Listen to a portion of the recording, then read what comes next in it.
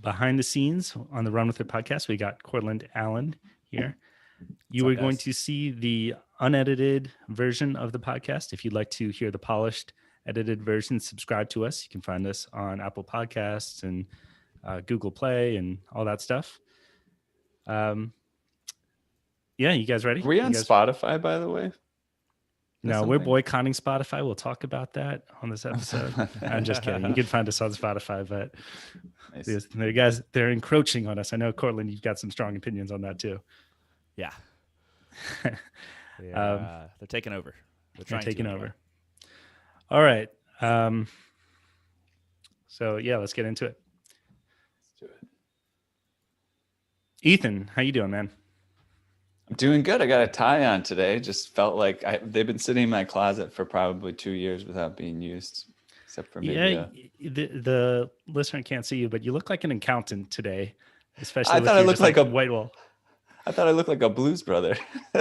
Blues Brother's good too. I believe that. We've got Cortland Allen on the episode today. He's listening to us make fun of each other. Cortland is the founder of indiehackers.com, a resource for independent creators of all sorts of applications and different products. Cortland, I'm excited to have you on here. Yeah, I'm excited to be here. I've got some half-baked ideas to dissect with you guys. We love half-baked. Kind of gooey inside, love it. Yeah. Perfect Christmas time treat. This episode's coming out. It's December 24th, if you're listening to it the day of the release. So Merry early Christmas to you. So let's talk about this first idea here that you brought up, a podcast operating system, software to help you manage. Should we give a little preface for the listener? We're gonna drill through like 3 business ideas in this episode, something we don't typically do. So be prepared. That's true. Are we going to give a preview? Are we giving a preview of the other 2? Or are we just going to make them wait and see, make the listener wait and see what it's going to be? I think they can wait. Why don't we just jump in? Let's jump in. Yeah. So the first idea I just wrote down, podcast OS. So backstory, as you two know, tons of people are starting podcasts. I think there's something like almost 1 million podcasts that are actively being published right now. I've no idea how many are like dead. And, people were talking, even just a year or 2 ago, like, is this a fad? Is this going to pass? I don't think it is. I think it's here to stay. I think it's like one of the big legs of media. I think people have smartphones. We're all used to our phones. We're walking around. We want some sort of entertainment or something to do when our hands aren't free or when we're driving and we can't really use our eyes to look at a screen. And I think the big 3 things are podcasting, audiobooks, and just music. And right now, podcasting seems like it's bigger than audiobooks. Like I think podcasting just crossed like $1 billion in total ad sales this year. So it's big, and a lot of people are starting podcasts. So people don't really know what to do. Like people don't know how to start podcasts.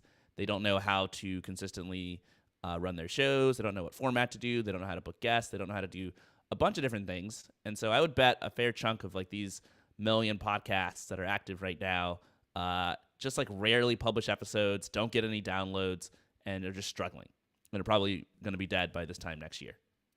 Only to be replaced by new podcasts. It's interesting what you were saying about it being here to stay. Totally agree with you. It kind of reminds me, actually, I'm noticing almost like a correlation. I can't say for sure, but Bitcoin, right? I remember Bitcoin, the same time that I first started to get interested in podcasting, Bitcoin was like coming up and there was some interest in that, but there's like a surge and then it kind of wanes and then there's a surge and a bigger surge. And I feel like podcasting is maybe it's in a wave of popularity now. It may wane, sometime in the next five years or so, but it's also going to increase over the long haul.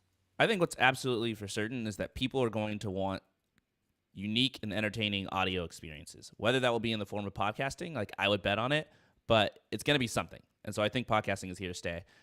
Anyway, my idea is I think there should be almost in the same, like some sort of like operating system or program for podcasters to help them grow. So, if you're a salesperson, you got a CRM tool. If you're a recruiter, you have an ATS, an applicant tracking system. If you are a programmer, you use like an issue tracker. Like every profession has some sort of tool to kind of help them do their job.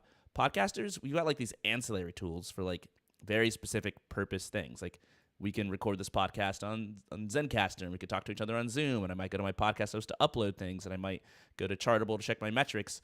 But there isn't really any tool to help me like kind of sit and manage like the day-to-day of what I'm actually doing when I'm trying to prepare for my podcast, book guests, manage ads, learn what to do, etc.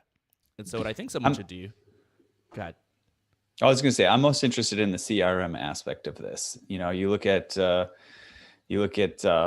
Salesforce. Of course, it's not going to be a Salesforce per se, but you know, multi-billion-dollar company, really successful. And then there's all these little bespoke CRM softwares, you know, for say real estate agents and, you know, any profession these days, plumbers, and you can make pretty good money building a bespoke CRM system that's very customized for a niche. And so what does that mean? What do I think of when I think of CRM for a podcast? Especially I'm thinking about a way to relate to your listeners. It's customer relationship management. Like, could I know, for example, that Joe in Montana listened to the podcast episode for 5 minutes, but then he dropped off, and that but Mary in Idaho listened for 20 minutes where she dropped off, and I can start to think about how can I engage with these people differently? Maybe I have them on an email list as well, and I'm sort of tracking and fostering a more custom relationship with each individual. Is that part of what you were thinking? Well, I think that level of data actually would be too noisy, because there are like Cortland's podcast. I think you get 150,000 or some downloads per month, and you probably are not going to go in or would want to go in every week and look at that level of data. And for a new podcaster starting out, you probably, it would be helpful to get some feedback, but you don't necessarily have enough listeners to get a strong signal for, is this valuable feedback? Do I really want to cater to Joe in Wisconsin or wherever, his suggestions for what we should do? So I'm talking about something like way simpler than like what you guys. Way simpler. Because I'm like imagining like you're an indie hacker out there, like you're trying to get something off the ground in the next few weeks. You don't have very much money, and you're trying to like just get started with something really simple. So it's like, I say CRM not because like I want you to like manage the relationship with your podcast customers or something. I'm saying CRM as in like it's kind of the place where the salespeople live, and it's configured to do what they need. Podcasters don't have a place like that. So what would be the analog? A good example would be, and I kind of stole the name from this, Newsletter OS. So there's an indie hacker named Janelle, and she noticed brilliantly that like a lot of people are starting paid newsletters, and instead of starting a paid newsletter herself, she just wanted to sell a tool to these people who are writing paid newsletters, because everybody wants to start a paid newsletter, but it's really hard. How are you going to come up with topic ideas? How are you going to find, people to read, and distribute your newsletter to, et cetera, et cetera. So she went into Notion and she created kind of a template, and she just did a ton of research on like, how can you make a successful paid newsletter? And she put it all into one giant template. It's got like 30 or 40 different like sub pages on there and tables, little databases. So if you want to start a newsletter, instead of starting from scratch and figuring everything out yourself, you just sort of like pay her $50 for her template, and it's got like all the research and all the little structures in there, and you can just like start writing. And any ancillary sort of information you need, it's there. So you can kind of grow your newsletter faster without, going over the same pain points everybody else has. She, I think, launched this in late November, and so it's been like 3 weeks, and she sold over 500 copies. So she's made like 25 grand from this, just because there's so much demand from people who want to start a paid newsletter, and there just isn't anything even remotely similar for podcasters. So if I was starting this, I would start with just like that, like one sort of combined resource where as a brand new podcaster, I can go and it's going to tell me everything that I need to know about booking guests, recording episodes, coming up with good questions, scheduling, editing, all that kind of stuff.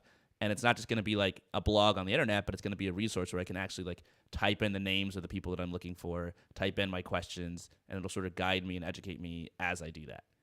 So that's smart. Like that's starting with an info product and then expanding into some sort of software where you have a continuing relationship with the user. Exactly. And if you made like software, you could do like some really cool stuff. Like there's this idea of a productized service where, you have a service business, but you want to scale yourself. So you start like adding some automated stuff in there so you can service more clients. And that way, maybe you can provide a service to like 10 people instead of 3. Whereas I'm thinking this might be like a servicified product. It's like a little further on the other end of the spectrum where it's like, it's really a product. Like you can kind of sit down and just work in it.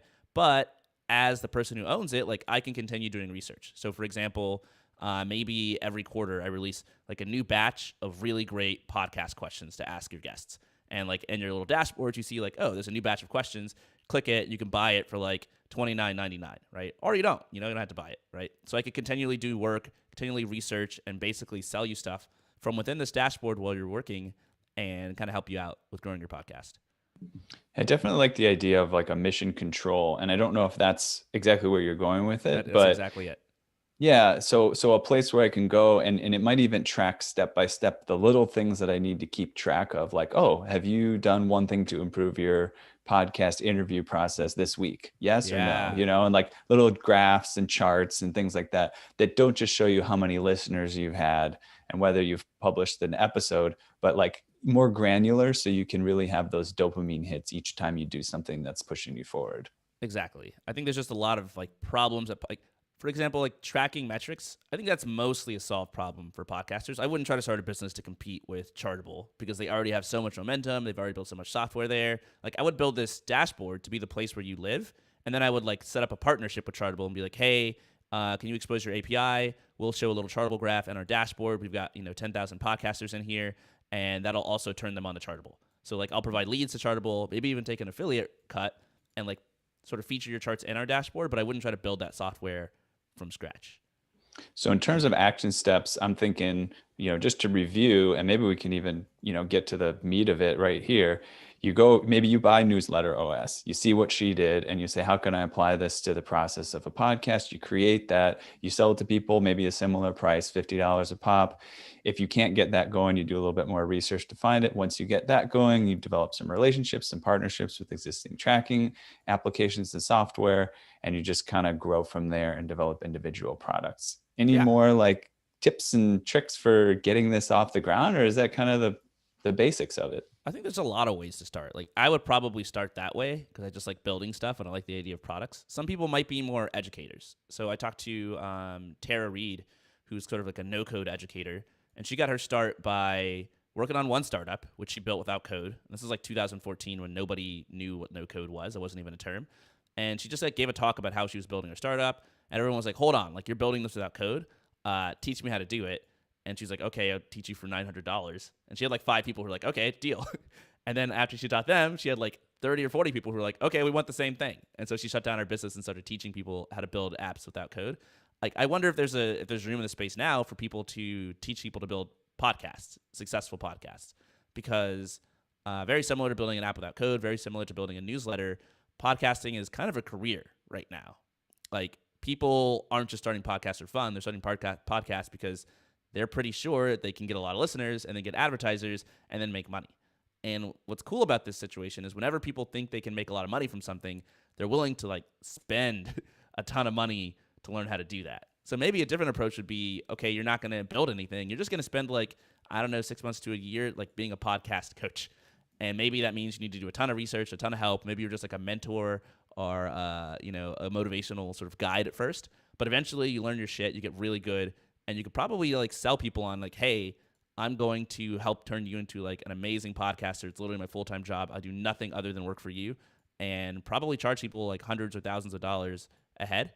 And then maybe from there, like you build out an operating system or a dashboard or something, whatever you want to call it, based on your learnings. And you've got like all these credentials because, you've got these successes under your belt and these great testimonials, and you can build a product. So you could start with like a Notion document. You could start as a teacher. I'm sure there's other ways you could start too that are super easy, that don't require you to like code a whole bunch of stuff.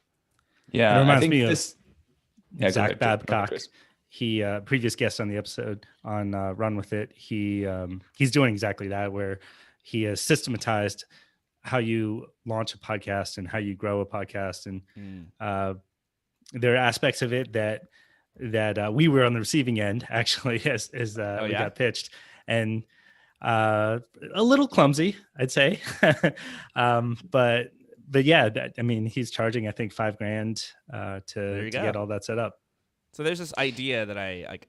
People say it all the time, like don't sell to businesses or don't sell to consumers, sell to businesses. And I think it's the worst advice ever. It doesn't make any sense. It's like telling somebody like only eat, green foods, don't eat any brown foods. Brown foods are unhealthy. And it's like, well, like that's not very granular. Like that's not why a food is healthy or not, like what color it is. Like it depends on the nutrients. And I think for business ideas, it's the same. It's not about like selling to consumers or businesses.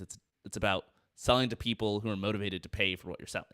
And like I was just mentioning, like consumers are willing to pay a lot of money, even more than businesses for certain things. Like people will pay like $40,000 a year for an education. And so I like the fact that this guy's charging $5,000 to take his podcasting course or whatever doesn't shock me, because people will pay money if they feel like they're going to learn a skill that's going to make them money in the future. Yeah, a couple of things that are coming up for me. This whole idea, which has came up on a recent episode where we talked about SaaS boilerplate, creating a SaaS boilerplate. This idea of selling shovels, right? And being meta. So anytime you go meta to an idea, you gain a little bit of what you might call anti-fragility, in the words of Nassim Taleb. So Eben Pagan, who's kind of really well known in the internet marketing world, he's even gone so far to name his company Go Meta Media, because he's noticed this pattern. Every time he goes meta, he creates a better business. But I saw an interview with Nassim Taleb recently, gave the restaurant industry as an example. The restaurant industry is anti-fragile. It's going to be, and it's at least robust, and it's going to be there for a long time. But it's only because there's fragility among the individual restaurants. And a lot of restaurants are going to fail, and some restaurants are going to be successful. But you can't have the overall success without the failure of a number. Right. And so anytime you go meta, you can avoid being one of those failures and take advantage of the anti-fragility of the entire system. Yeah. One of the ways I look at it as is it's kind of two ways. Number one, like, can you save people time, but not just like abstract time towards something that they find really valuable. So a lot of people will, for example, create like, I don't know, something really simple. Like I'm going to make an email plugin that'll let you check your email 10 minutes faster a day. And like those 10 minutes are worth a lot. But people are like, well, checking my email isn't that valuable. So like, I'm not going to pay you for this tool. But if you create something that says like, I'm going to help you build a SaaS app like 5 times faster, or I'm going to help you like get your company incorporated like 5 times faster, people associate building a SaaS app with something valuable or building a company with something valuable. So they're willing to actually pay you if you can like accelerate people towards these activities. So I like the idea of a SaaS boilerplate.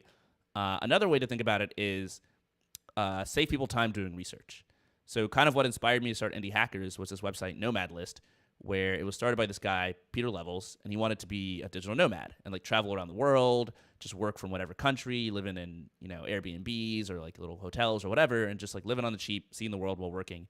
And it turned out there were like a few hundred, maybe a few thousand other people who wanted to do this, but there just weren't any resources online for doing this. It's like, where do you want to go? Like, how do you even know if the place you're going to go is safe, if it's going to have fast internet, if it's going to be cheap, what the best time of year is, etc.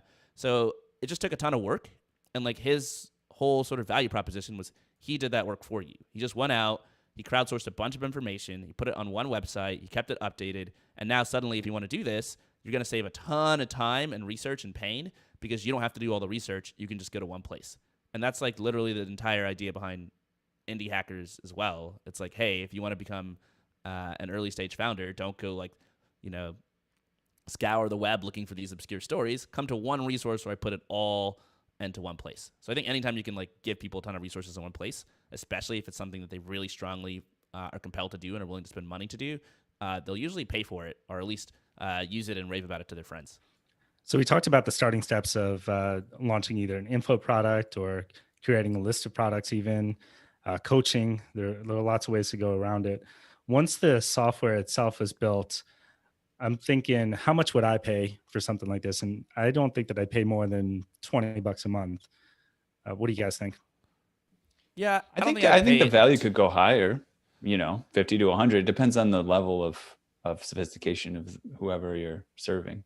So what do you say, Cortland? If you structure this as an info product, I would do what Janelle did and literally just charge a flat fee to get you in the door. If I went that route, if I was adding like little updates, it's something I think people don't do enough is upsells, right? Like when you get people like in the habit of actually using your particular thing and they're coming back, like especially if you own kind of the place where they always are, like that's such a valuable channel to own, because you can sell other stuff. So like I was saying, like you could, for example, every month come out with a new package of like really great podcast questions or something, and people could easily subscribe to that. And maybe it's optional. Maybe people don't want it, right? So my first goal would be to like actually create some sort of system where people are habitually going there to manage and run their podcast. Every time they have an episode, they load up my dashboard and they work from that. Every time they're preparing for an episode or trying to find a guest, they load up my dashboard and they're preparing for that. And then I would later on upsell them to ancillary tools, maybe do some affiliate marketing by plugging in,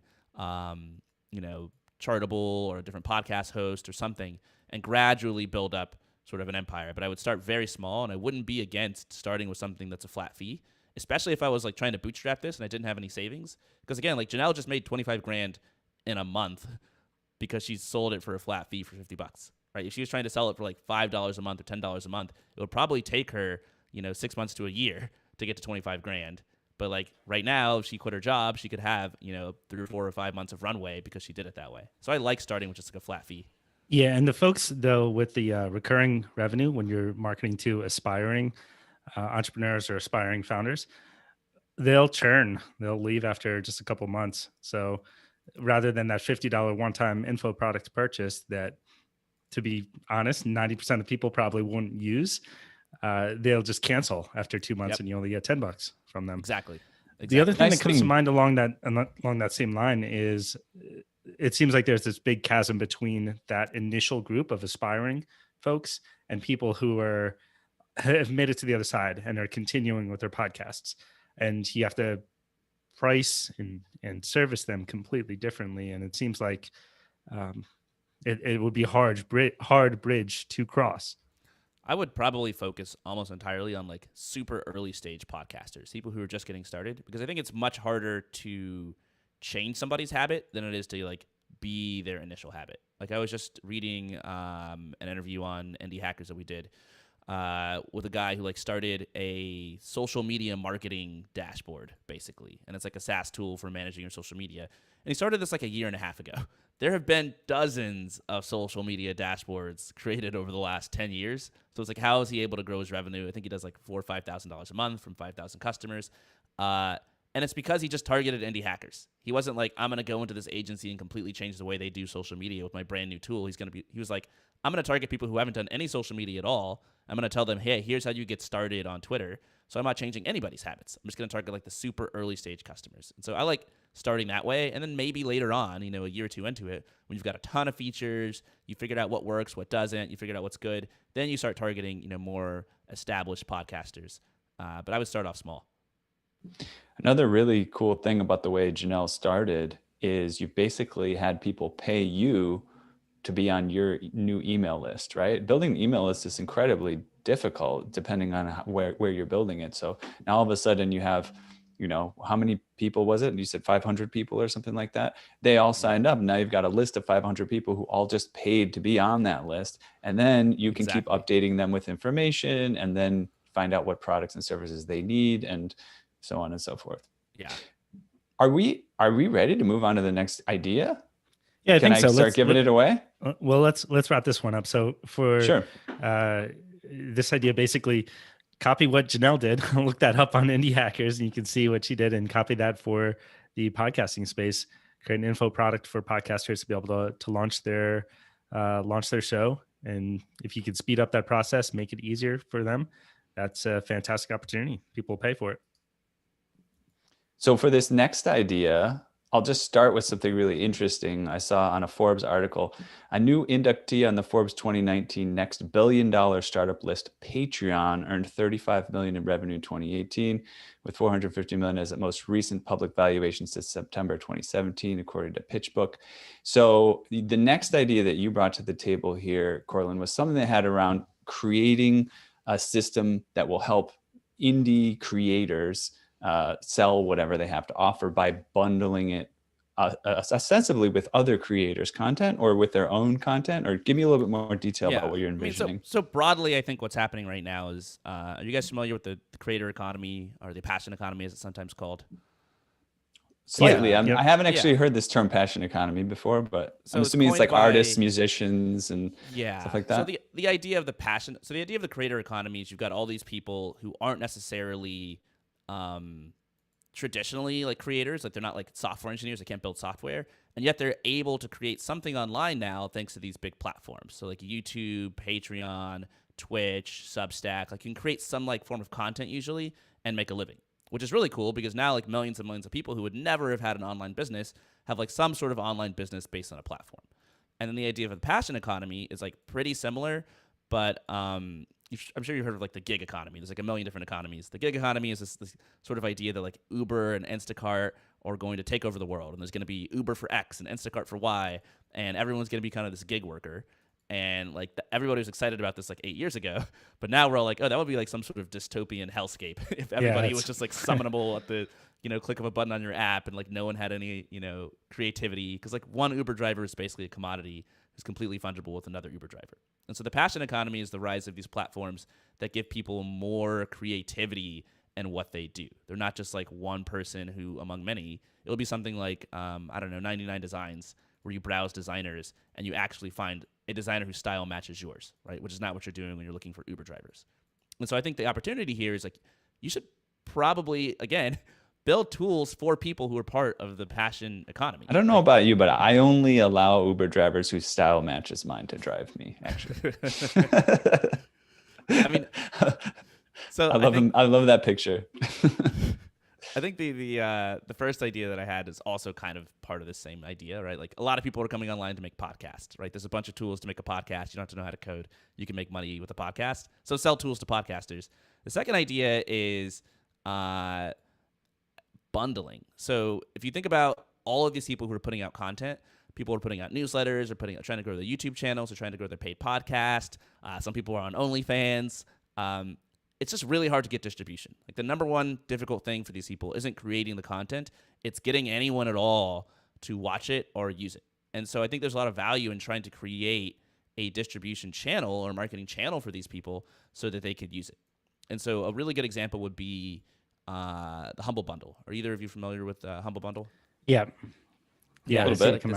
It's like this video game basically bundle. They got bought by IGN a few years ago, so I don't even know if it's still around. But for like 5 or 6 years they were really big. And what they did was they would take indie video games, which are video games made by just like 1 or 2 developers usually, and they said like, hey, indie people, your games are like really not doing that well. What if we bundle them all together on one page for like a week, and we offer them at like a discount, and like we'll just get a ton of gamers to come in, make a huge press event about it, and like people will come buy all your games. And yeah, you're selling it at kind of a discount, but like at least you're going to be selling games instead of not selling games. And so almost everybody who had like these indie games was like, oh yeah, sign me up. This is a great idea. And Humble Bundle got huge. They were eventually doing deals that were with like millions of dollars in sales. And like every indie game dev wanted to be featured on a Humble Bundle. And so I wonder if you could do the same thing with all of this indie content that's coming from these people who are part of the passion economy, right? Like somebody's got a really great paid newsletter. Someone's got like a really great paid podcast or something. Maybe you do like the sales week, right? And you only do like a podcast and a paid newsletter and a YouTube channel or something that are all about sales, and you offer them all like a discount. I bet you could probably get some creators to sign up for that, and I bet you people who are interested in these things will be like, oh shit, like one-time sale, like I might as well subscribe to these 3 things. I'm never going to get this price ever again.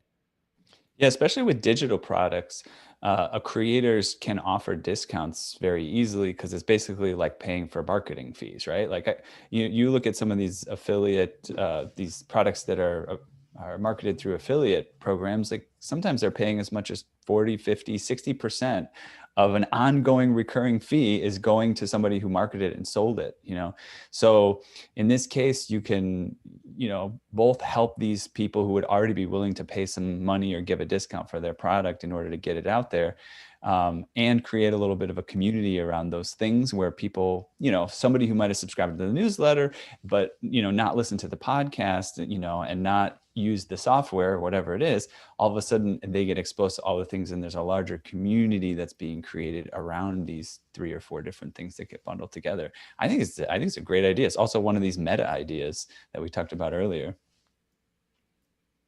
Yeah, I like the idea of affiliate marketing. I'll call out too, just in terms of creating things that support people who are creating individual products. Like you've had Sahil Lavinia on your podcast before, who started Gumroad. He said he started Gumroad as a weekend project, and now it's making $350,000 a month. That was a little while back. Now it's making $790,000 a month. Yeah, he's kind of started it as, his own little indie creator project, and now he's supporting other people. So there's a lot of money to be made in supporting people who want to make some money off of their creativity. Yeah, he has a wild story where he actually raised a ton of money for Gumroad early on, and then it just didn't go that well. He ended up like kind of almost shuttering the company, firing all his employees, like trying to give his investors their money back. He moved to like small town like Provo, Utah, kind of like fined himself, and then like came back with a vengeance and ran Gumroad for a while. It was kind of just like a solo founder, but now he's like built it back up, sort of bootstrapping it, and I think the reason why it's making like $800,000 a month is because of this huge push for the creator economy, where people are like, oh, I can make money online and not have to work a job or even learn how to code. Like, sign me up. If I can write a book or something and sell it on Gumroad, like, I'm going to do that. And doesn't he now live in kind of like a Mormon community or something? He seems to kind of have, he's not like religious per se, but have been embraced some of their ways of just kind of small community, everybody helping each other. Yeah, he's got a fascinating story. Yeah.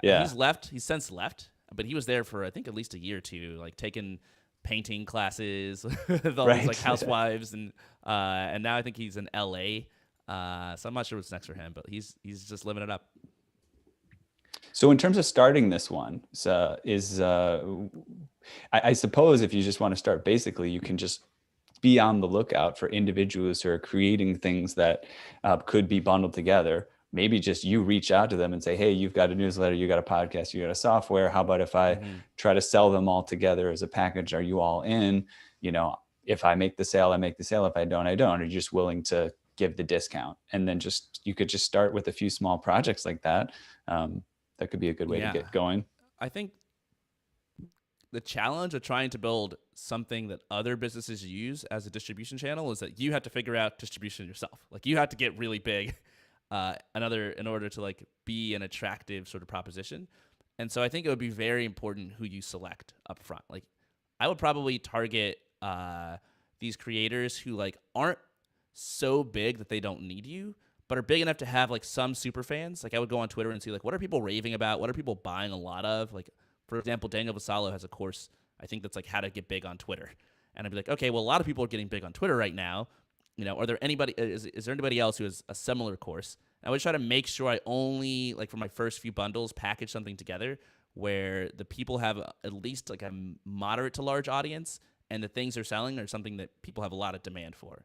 Because if you bundle together like, 4 or 5 different products that nobody actually wants, then no one's going to get excited when you bundle together because nobody wants it.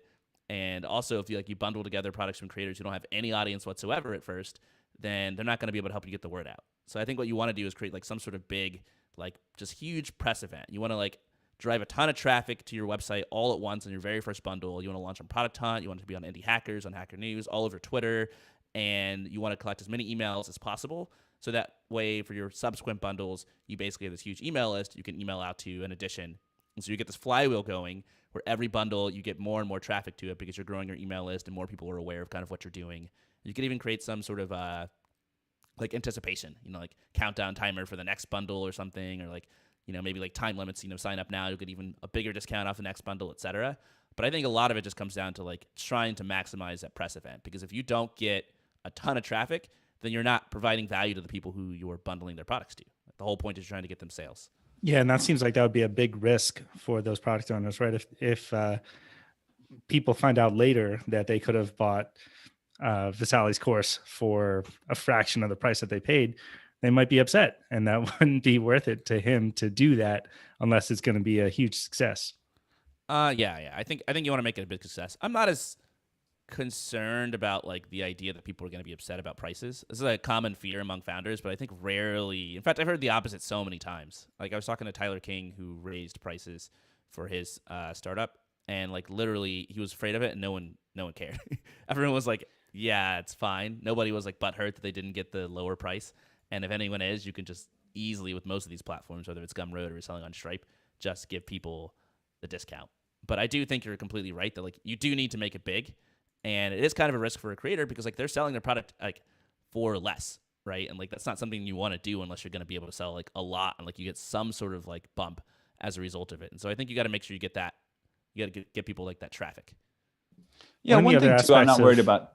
I was going to say that like one thing you also don't have to worry about is these people are going to pay oftentimes more for the bundle than they would for the individual thing. Yep. So they're going to recognize that, oh, that was a special deal and that's a special case. If I want to buy this thing individually, I may have to pay full price later. I wouldn't be too worried about it as well. Sorry, one of the aspects of Humble Bundle that I'm curious your guys' opinion on is there's a charity aspect of it. And I wonder how much that figures into their success and how often people are buying it because they're like, well, I don't actually care about all these games, but maybe I'm paying a little bit more, but it's going to charity. So whatever. Yeah, I think that was a core part of their sort of ethos. So I did Y Combinator with the Humble Bundle guys, and that was just kind of like who they were. They were like big into that kind of stuff, which I recommend to anyone starting any sort of business, right? Like you should try to solve like pretty boring, straightforward problems. Like people want to buy games. Like that's not some innovative new problem that was never before solved. But like I think the way you solve it, you should put a lot of your personality and your ethics and your beliefs into, because that's what makes you stand out. Like boring problems, unique, personality-driven solutions. So you could do a charity aspect. I think the way Humble Bundle did it was kind of like pay what you want, and then when you paid, you would say like, I want this percentage to go to charity, I want this percentage to go to the indie creators, and I want this percentage to go to Humble Bundle. There's also other platforms that do similar things that aren't necessarily about bundling, but they're about deals, like AppSumo, for example. I don't think they have any sort of charity aspect to what they do. It's just straight get a deal, and you attract different kinds of customers if you do that. So I would look at like, who do you want to spend your time around? Like what kind of people do you want to attract? And I would shape your business based on that. And AppSumo does an incredible job of getting people excited about these things. I know so many people who, I don't know why I have that. I just bought it on AppSumo. It looked like a great deal. People like deals, If you make a platform that's all about deals, like you're going to get deal hunters who will compulsively buy anything that's cheap. Another action step here I think that's useful is to study some of these people that are more experienced with affiliate marketing or joint venture projects, because they'll probably have a lot of insights on how to make those things work. You might even consider partnering with someone who does a lot of projects like this. Things like this are going on. People are setting them up individually. It's just not a system that you can tap into. But if you recognize the patterns that work, then you've got a lot of power behind you. I think you could do some cool creative marketing too, because again, like the sort of common thread behind all the ideas that we're talking about today is like you're trying to like make people better. You're trying to specifically like make people money. So if you did some sort of like indie course bundle where you're trying to get people, to take these courses for cheaper, like people don't take courses for no reason. They take courses because they want to like learn how to code or learn how to build apps without code or learn how to make YouTube videos or edit podcasts or something. And so you could just do a lot of marketing that shows success stories. Like that's what we do with Indie Hackers. We kind of show off like, here is someone who's an indie hacker. Look, it's Janelle. She just made $25,000 in a month, right? When you hear stories like that, it's crazy inspirational. And the first question you have is like, how did she do that? And if the answer is that like they found a tool, they found a course on your website that they got for super cheap, and you have all this material about people who are succeeding because they're taking these courses, then I think that's a great way to sort of drive traffic to what you're doing. So I'm going to bring this in. It's actually interesting. I found this researching your next idea, which we don't have to say what it is yet, but I found this article on Entrepreneur, the website, and it says, they put this pop-up here. Thinking about learning to code, these courses can help you grow in 2021. And then it's a list of courses. At the top of the article, it says, disclosure, our goal is to feature products and services that we think you'll find interesting and useful. If you purchase them, Entrepreneur may get a small share of the revenue from the sale from our commerce partners. And then literally the article clicks to another article, which has a bundle of learning to code different projects by different types of people that teach you how to learn to code. Mm-hmm. So very interesting how these things are already being done. And it can be as simple as just getting these resources together and then taking a cut of each. The other thing that's interesting to consider is as you're doing this, each of those individuals is going to have a list ostensibly of their people. And that's kind of one of the powers of these joint venture projects, is that now not only can I market this newsletter to the newsletter people, the podcast people, I could market to them as well. Totally. And you agree with each of the people that's doing it. We're going to do a big push together. It doesn't just become about you, the person who's bundling. It becomes about all the individuals sharing it with their individual communities and spreading the word. And again, building a community around it. This is when I first launched Indie Hackers. I started off by interviewing 10 different people and getting them to share their story about how they created their own business. And then when we launched it, it wasn't just kind of the solo effort, like, okay, I'm going to launch it. Like, emailed all of them. We coordinated on the launch. We all uploaded it on Hacker News, and it shot to the top, like, instantly. And so I love this idea of, like, sort of, combine forces, especially if you're combining forces with people who already have big audiences because they're selling courses and teaching people online. It's such an amplifier for your early stage marketing efforts. To piggyback on that, I think one of the things that's been most interesting in launching this project, Ethan and I have been doing the podcast for 15 months or something like that, how willing people who are ahead of you are to help you out if you're taking action. So if you're out there and you have one of these ideas and you're like, I don't know, it sounds like it's a big ask for these folks to promote my stuff. If you hustle and you demonstrate that, then people like Cortland and others out there will help promote it. We'll help you out. Yeah. Don't email people asking for them to help you when you have nothing to show. But Right. if you're actually like building stuff, you put together a newsletter, you're like growing your Twitter, like you're like, maybe you can't code, you're no coding stuff. Like if you actually proven that you're invested in something, like people will trust you. And if you haven't proven that you're invested in something, you just kind of want a bunch of help before you've taken any steps. Like no one's going to invest any time into you. It's incredible. Echoed in one of Sheryl Sandberg's book, I think it's Lean In, and she talks in that book about how she sees this pattern in women that they're looking for a mentor, and they're just kind of thinking, do I just go up and ask someone to be my mentor? And she kind of says, so first of all, it doesn't just apply to women, it applies to all kinds of different people. And this idea that I'm just going to approach someone and they're going to be my mentor. And she says, no. People mentor people who are mentorable, who are doing something that's exciting to them, that they want to be a part of making it happen, right? So once you're taking action, once you're on track, then there's a pattern that people will come out of the woodwork even to mentor you and help you. I think that's a great segue for this third idea that Cortland has put out here. Teach people to code via building an online business, right? Get in motion by starting to build an online business, and you learn to code along the way. Let's talk more about that. Yeah. So this is a very abstract idea that I've had, but like the guiding principle behind it is, again, what we've been talking about this entire episode. People want to make money. People are incredibly driven to do things to make money. People will drive to an office and sit there and do something that's like pain-inducingly boring for 10 hours a day and then drive back home every day for their entire life because it makes them money. And so if you want to start a business and you want people to use what you're doing, like you should help them make money. And like one of the things that I think a lot of people want to do nowadays is they want to like write code. People want to learn how to code. More people than ever are trying to learn how to code. And like that statement has been true every year for the last like 15 years. And I don't think it's going to stop. I think still fewer than 1% of people on earth know how to code, and probably a significant percentage of them don't know how to code well enough to do anything. But when I go look at like all these websites and books and courses teaching people how to code, they're very abstract. They're like, learn how to write like a for loop, learn how to do this random thing.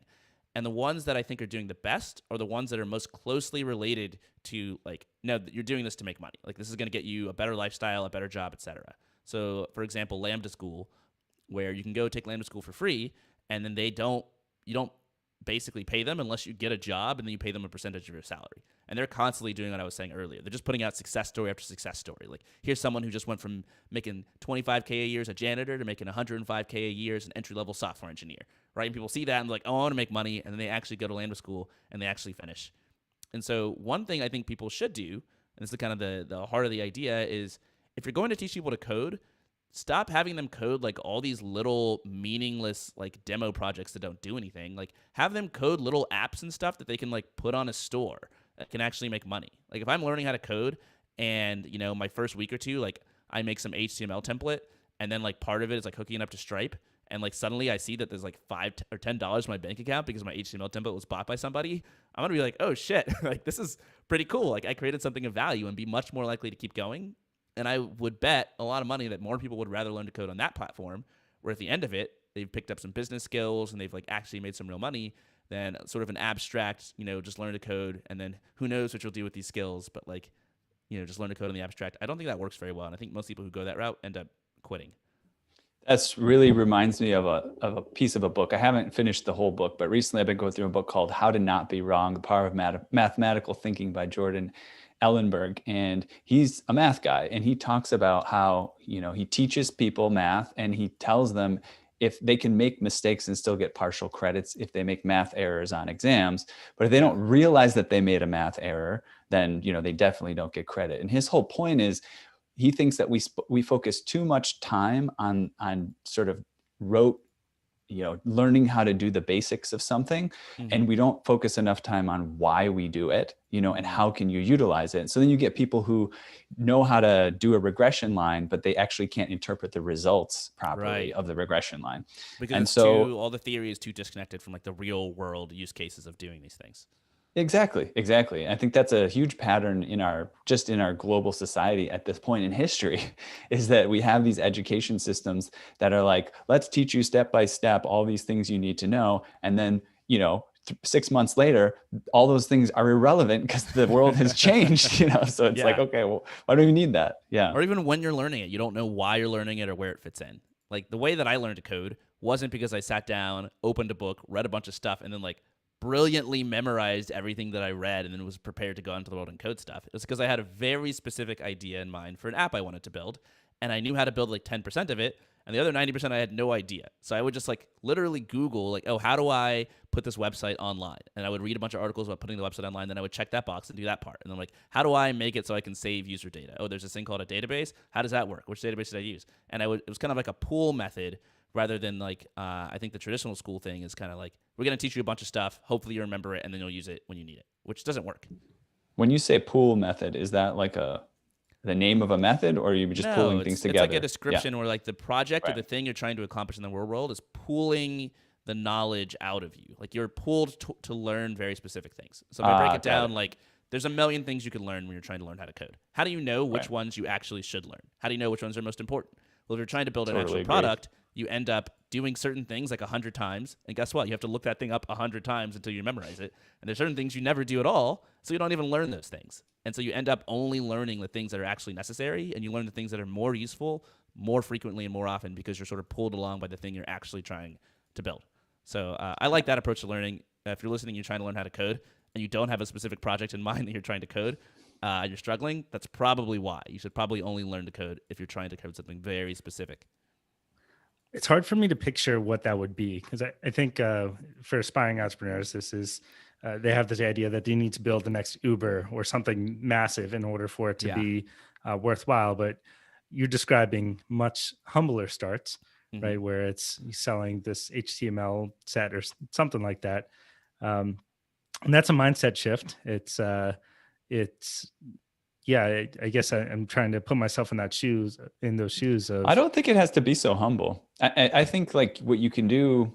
So I think what people are going to learn in a course like this is they're going to learn to utilize like packages and sets of things that are already in existence. They may not need to code, right? So if they need a for loop, they'll learn how to code a for loop. Right. But if they just need to learn how to code some JavaScript, to change the color on something, then they'll learn how to do that.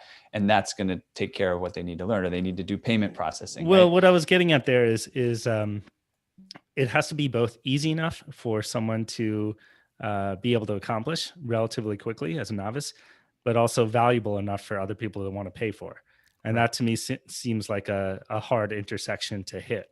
Yeah. So I think there's a huge disconnect between like what's hard to build and what people find valuable. And I think the thing that a lot of indie hackers and early stage founders go into, the mindset a lot of people have is like, in order for something to be valuable, like it has to be like really hefty and big and complex. But like, again, we were just talking about Janelle. Like Janelle went into a Notion document and typed out a bunch of notes and research, and people are paying $50 for it. Like that didn't require any coding skills or any effort whatsoever. I mean, it's not true. It required effort, but it wasn't like she needed to be a brilliant software engineer. And if you go to like Indie Hackers, for example, and you go to the product directory, there's something like 12,000 products that people have uploaded. It might be up like 13,000 now. And you can actually filter down by tech skills. Founders can't code, so you can only look at projects where people can't code. You can do solo founders, and you can filter down to like projects where the revenue is at least like $1,000 a month. And there's a bunch of different stuff on here where people can't code and built stuff, and they're making like $5,000 a month, $8,000 a month, $18,000 a month, $2,000 a month, because they were able to get started doing something that didn't involve code. And so I think if you're teaching people how to code, they could probably build like a lot of this kind of stuff. Like you could build newsletter OS, but instead of doing it on Notion, like you could do it on your own website, right? And it's still the same value proposition, but it's a little bit better. It's a little bit more interactive because you like have learned how to do a for loop and make buttons interactive, etc. So I don't think like your level of skill really matters. I think what matters more is, I think the bigger challenge would be helping people identify ideas and such that are actually going to help them get paid. And also just kind of like lack of intimidation around code, right? I think that's one thing that gets in people's way. If they think there's any coding involved, then they may be deterred. And there's also this aspect. So in research, this one I came across, like you see these initiatives, from the government and things like that, that people need to learn how to code. Look, Barack Obama coded, the only president to write a computer program, and he can draw a square on a screen. Well, okay, that's not going to make him any money, but No. but that's all about getting people just to understand the value of learning to code. So one value is it helps your thinking skills, right? It helps your planning and helps your creativity and it helps your logic, right? So why not learn those things while starting a business, right? Yeah. So it's just taking that abstract idea of just, you should learn to code, it'll be good for you, to you're going to learn to code, you're going to have all these collateral benefits, but also you're going to learn how to start a business. I think that's a great mix of things. And in the end, you can also, when you propose the value, it'll be easier for people to be okay if they don't make a ton of money with their early projects. But if they do make a little, say, oh, hey, listen, I learned these things. I learned these basic skills. And I also made a little bit of money. Hey, look at that. I like that you mentioned this whole everybody should learn to code. It's a kind of movement that's been so popular for the last 10 years because that's a perfect example of not giving people a motivating reason. Abstractly, everybody should learn to code. You should. What does that mean? Like, why would learning to code is extremely difficult. It's extremely arduous. It takes a long time. It's confusing. You can feel dumb if you're not progressing very. Like, there's a lot of downsides, but no one's articulating like the upsides very well in a very compelling way. So if I started this, I would literally start with only the niche of people who are already trying to do this. Like, there are already at least 500,000 people out there who really want to build an online business and who have tried to learn to code multiple times specifically because they want to make money online with some sort of business. Anyone who doesn't know why they want to learn to code, I would just not even focus on them. I would like have my messaging being like, hey, you're trying to build, this online business, but don't know how to code. Like, we're going to walk you through stuff. We're going to have like really, really simple projects to start. Like, you're actually going to learn it. The goal here is not to make you like a Facebook level software engineer. The goal here is for you to be able to stand up your projects on your own without having to like hire a developer as a co-founder. And I think you can do that. I think that's very possible. And I think people who are already motivated and who've already been trying to learn how to code to accomplish this goal will be very excited to do it. One idea that complements that is I'm picturing, let's say, business owners who might need a small aspect, something coded for them. And the example that comes to mind is an Excel macro. And you can post it on there and say, hey, I'll pay you $10 to code a macro that does this. And that's a low enough price that established developers wouldn't even go for it, but someone novice might want to do that. It's also not time sensitive. So trying to think of another way to, I guess, how to fill out that other side of the marketplace. So Chris and I went through a course about starting a business, and about starting software business was one of the themes. It was the theme the year that I started. I don't know if it was when Chris did. That's the foundation. Interesting thing about that one is they sometimes bring in developers and they're like, you are not coding anything. you have to learn about how to be a business person. You have to learn about how to sell things. Like, do not code anything, even know how.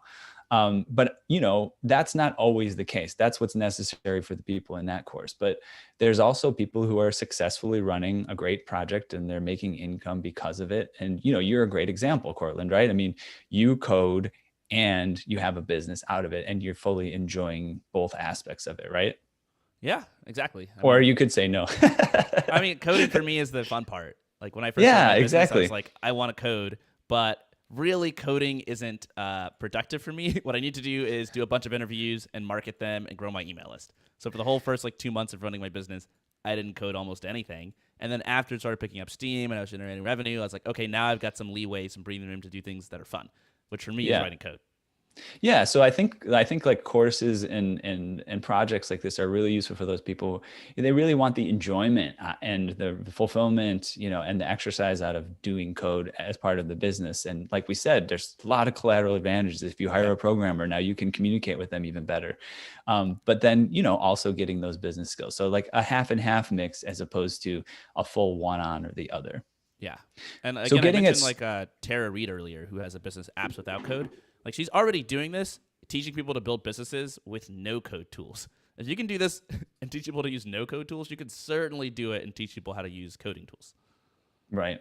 So in getting started, is that maybe we just have a course? Is that the first step, we think? Yeah, I mean, I think you could do this in different ways. You could do it the way that Tara did it, where you literally just take on a few students and you just like teach them. I think that's a really good way for you to learn because like when you come out of the gate, like you're probably not going to know how to teach very well. You're not going to know where students are going to get stuck. Like I've taught my brother and two friends to learn how to code, three friends, and now one of them works at Slack as a software engineer, just made a ton of money in the IPO earlier this year. And with the Salesforce acquisition. Another one is my friend Lynn, who started her own indie hacker business that's doing like $400,000 a year in revenue.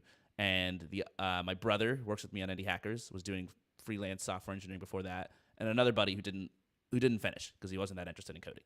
But like I learned a lot from teaching people how to code, and like now I'd be in a much better position. So if I wanted to start this, like I would actually take on like actual students, maybe 5 or 6. Like I'd go on Twitter and be like, "Hey, I know how to code. Are you trying to learn how to code? I'll offer you like very cheap or free mentorship or something. Like pay me $100 for the next 2 weeks. Like I'll mentor you. Guarantee you're going to find people who want to learn from real software engineers who are struggling to learn how to code. Use that to put together your lesson plan and then create like some sort of course. So you could either do like a really big course, which I wouldn't do because I don't like big splashy launches where it's like, all or nothing, like you're risking a ton. I would probably do something really small. Like I'm going to put together like an extremely small course on building this one really specific type of app, and you can go through it in like a day or two, and it will not only teach you some coding concepts, but at the end of it, you'll have like a little app, and then I would sell that, or maybe even give that away for free. And maybe I do a bunch of those and then sell like a bigger course, or maybe I do a bunch of those and sell them all for like small amounts. So just looking up, similar projects, Codecademy maybe it's actually like a little bit of old news, but just that's something that comes to mind when I think about learning to code. Their annual revenue is currently $30.5 million a year. So there's certainly money in teaching people to code. And sure. I don't think they were even that profitable to begin with. They didn't know what they were going to do with that. And it seems like they make money from extra content beyond the basics, quizzes, right. support from advisors and things like that. So if you just kind of get started, there's certainly a market for this. And there's for sure. Education is like one of the biggest markets. In particular, learning how to code is one of the biggest markets. And I think a lot of people have trouble coming up with ideas because they think they've got to solve an unsolved problem. But the vast majority of ideas, like I was saying earlier, just solve like really boring, straightforward, like already solved problems. They just solve it in a different way than the existing competitors solve it that appeals to different people. So a lot of people are going to want to go to Codecademy because their friend told them about it, or because the website looks pretty, or for whatever reason, right? Some people would much prefer the sort of early stage founder indie hacker approach where they learn to code by building a business because that's what motivates them. And that's certainly not Codecademy's angle. So it's in some ways, it's kind of like a gap in the market. I don't see people teaching people to code in this way. I see people teaching people to code to get a software engineering job, or because you want to learn how to think better, or because of a million other reasons, but not because of this sort of like, I want to make money with my own business on the internet reason. Well, anytime you see people hacking an existing solution and it's not quite right, but they still give it a shot, then you see a business opportunity. And I would say it's not that there aren't people who aren't learning to code to start businesses, that there aren't those resources to do that, but they are using those resources thinking they're going to start a business, and then they get disappointed because they learned a for loop and they're like, oh my God, now I got to do, I got to do some the other solutions sort aren't of specifically tailored for these customers. And so it's cutting out that, solution. Just creating a more direct path to what they're ultimately trying to get to. I think that's a good place to wrap. We're over time here. To the listener, take some action, follow through on what we've said here, go pursue some of these ideas. Let us know what you think, at the very least, about some of these ideas that Cortland shared. If you have your own takes on them, we'd love to hear it. Email us at update@runwithit.fm with that information. Cortland, where can people go to find out more about you? I am at CS Allen, ALLEN, on Twitter. I also run Indie Hackers. So in your podcast player, search for the Indie Hackers podcast. Great. Perfect. Thanks for the time here. Good chatting with you, and looking forward to connecting later. Should I sign us off? Yeah, let's do it. All right. Let's see here. Okay. Went a little over time. Yeah, how long is your normal runtime? It's about 15 minutes shorter than that, typically. Oh, yeah?